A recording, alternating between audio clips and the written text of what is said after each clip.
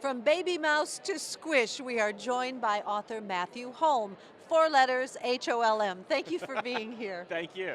You know, your books are so fun, and I understand there's another name on your books, and it's Jennifer Holm. That's your sister. Yep, she's my big sister. So, wow. She bosses me around, tells me what to draw. that Things sort of never thing. change, do No, they? they really don't. So she writes the books, you illustrate them. That's right. It's a pretty collaborative process. We work back and forth. She'll write things, I'll do some editing and some revisions, and then I do some drawing, and then she actually does the layout, so she figures out where all the drawing is going to go before I do my final work. So let's go back in time just a little bit. Yeah. You have a background as an editor and in magazines. Yeah, I actually started out as a writer, a professional writer and editor. I worked for Country Living magazine and did that for 8 years, writing about kitchens and home restoration and that sort of thing. And my sister was a young adult historical fiction author, and she always wanted to make a comic book of her own because she grew up with 4 other brothers. And she had to read all of our comics growing up and wanted a girl's comic. So she said, well, let's do this comic. I have this character in mind called Baby Mouse. And I said, okay. And I had been drawing comics ever since I was a kid. So she brought me in to do the drawing. And lo and behold, the rest as they say. So you got Baby Mouse. Baby Mouse is put in different situations. We have Baby Mouse Rockstar, Baby Mouse Runs for President, the Right. Baby Mouse musical. So, you know, let's talk about the character and developing and taking that character from the written word Yep. to the visual space. That's a Yeah. whole different ballgame. You know, it's very interesting. Jenny writes the story first, and she uses a storyboard. She came from an advertising background, and so she thinks very visually in terms of how things are going to look. She always is thinking of camera moves and that sort of thing. And so she'll describe the character, but then I have to sort of act it out almost. You know, I have to draw the character with all these emotions, and sometimes she's very up, sometimes she's very down, and it involves a lot of looking in the mirror and making funny faces and things like that. Well, and then it's one thing to see them, to know what you want. It's another Right. thing to adapt it to the page. Yeah, so it's I don't know. It can be a challenge sometimes, but sometimes it just comes right out of you. You don't. It works better a lot of times. You just don't think about what they're going to do. It's like And you just say, let like, it happen. Like this is how she feels. Like okay, boom, and then it comes out right. Don't belabor the Exactly. point. So Baby Mouse now is a part of the family, I suspect. I guess so. Yeah, I know. We didn't Yeah. have a big enough family. We need a baby mouse too. But I mean, that's important in the way you broach the Baby Mouse books, because now you know Baby Mouse. Right, exactly. It's definitely become different as we moved along. When we were first starting it, feeling it out, and we'd say like, is this something she would do? Is this something she would not? And now like we know exactly how she would respond to pretty much every situation. So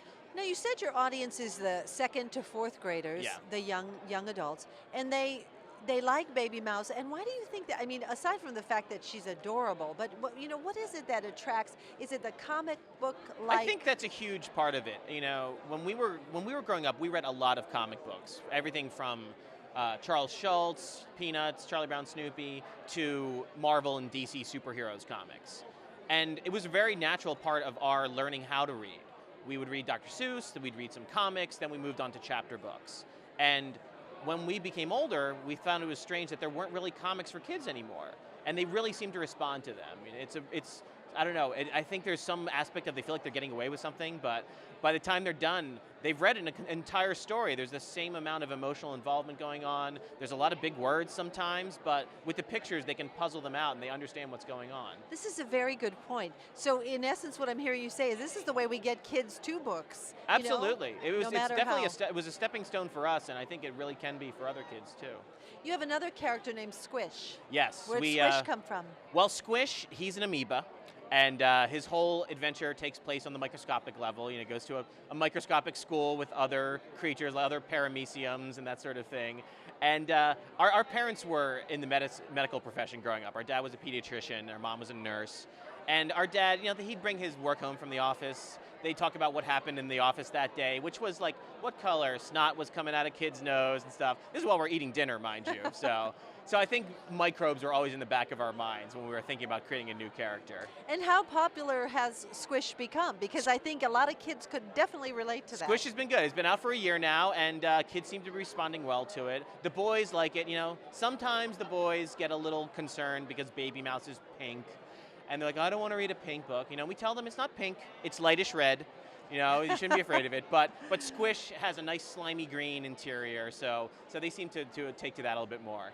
And so what's ahead for you? I mean, is this something that you would aspire to have cartoon, like actually take it to the screen? Let's hope so. Yes, we'd Yeah? love to see Baby Mouse on the big screen or Squish on the big screen. But that's Hollywood. That's sort of out of our hands. But just along the way, earlier you referenced Dr. Seuss and some Yeah. of the greats.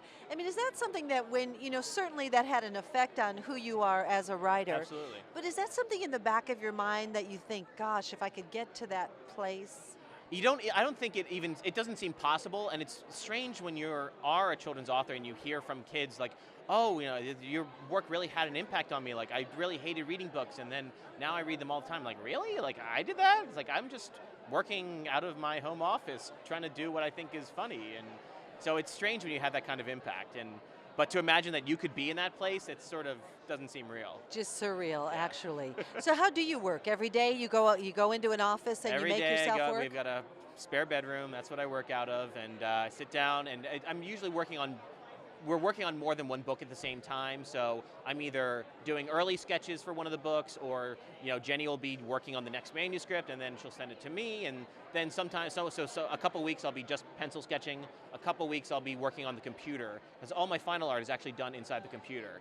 So a lot of times I'm just drawing for 5, 6, 7 hours at a time. Could Baby Mouse live without the words? Could she live without the words? I don't think so. It's a tight marriage between the two things. It's just another way of telling the story. And it helps to have the visuals, but except for a couple scenes where you really see her face drop, and there's some drama in not having any words in those scenes. Just like in movies, there's some scenes where it's a lot more dramatic if no one says anything. So I love it. It's good for a punch, but I wouldn't want to have no words throughout the whole book. Well, continued success to you. Thank and you. maybe we'll see Baby Mouse and Squish on the big screen Well, one let's day. hope. Who knows? We've been talking with author Matthew Holm, 4 letters, Holm, about his characters, Baby Mouse and Squish, from outside the book, here from the 2012 Southern Kentucky Festival of Books.